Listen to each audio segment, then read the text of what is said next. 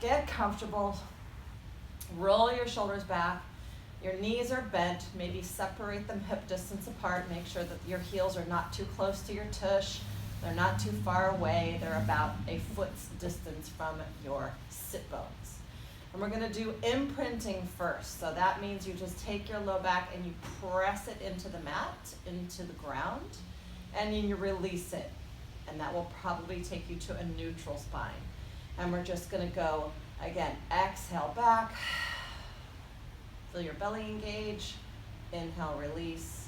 And you can do this as many times as you feel like. You could even just do this in bed before you get up in the morning.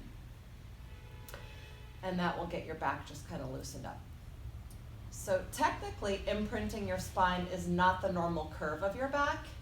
It's like a tuck. It's imprinting your spine and taking the curve away from your back.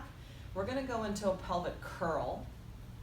So go to the imprint position and then roll up from your tailbone to lift your hips.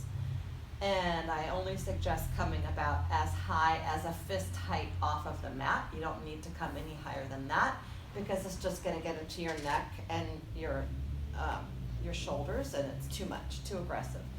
Roll back down. We're going to try that again. So we're going to go exhale, imprint, roll up, fist height or maybe a tad more, not much, and roll back down. You can do this as many times as you like, and this is why it's important to have your feet in the right position because you don't want them rolling around or too close and then it's rough on your knees, and if it's too far away you can get a hamstring cramp, so keep that distance we talked about. So we're just rolling into our pelvic curl, and now we're going to make it a little more complicated, and we're going to turn this into a pelvic bridge. So a pelvic bridge means that we're going to go to a neutral spine. So you're going to rock your pelvis enough forward so that you have a little space in the small of your back that we call enough space for ladybugs. It's a very small little tunnel. That's the normal curve of your back, and that's going to allow the muscles along your spine to work. This was stretching them. Now we want to work them, and that's what's going to get you strong and happy, healthy. We're going to keep that neutral spine and lift without rolling and set back down tail first, keeping that space and that tunnel in your back very small. You don't have to make it too big. So up and down we go. Again, we're keeping those feet where we had them situated. We're not going to let them roll around. You might need to place something between your knees, like a rolled up towel or something, just to keep that alignment. All the corners of your feet feel like they're pressing down evenly. You don't want to roll to your little toes or your big toes. Keep them even. So we're bridging up and down now. So you can see the difference. Here is a pelvic curl, and here's a pelvic bridge. Sometimes you'll get a little hamstring cramp.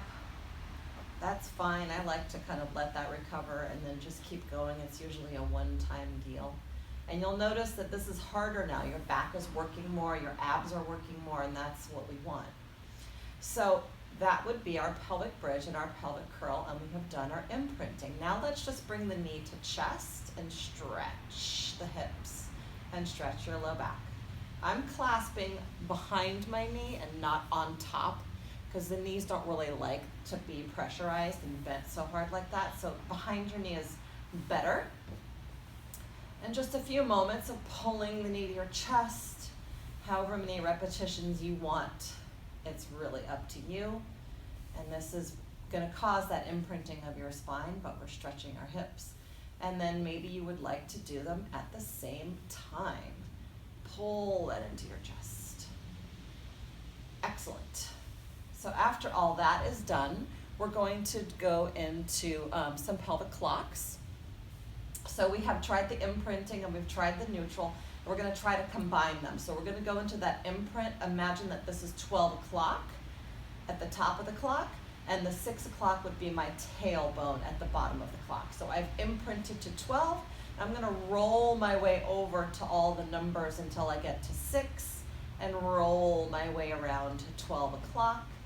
And then maybe reverse. You can imagine the clock, or you can imagine swirling a bowl of water on your belly. Or maybe it's a cocktail, whatever works for you. Let's reverse. Maybe we can go the same direction. You might notice that some numbers on your clock are a little maybe painful or stiff or sore. Just work through that the best you can. Avoid it if you feel like you need to. So pelvic locks is now getting your spine to roll rather than just wobble back and forth, getting more motion in the joints. All right, so pelvic locks, breathing through them nice and normally, and rest.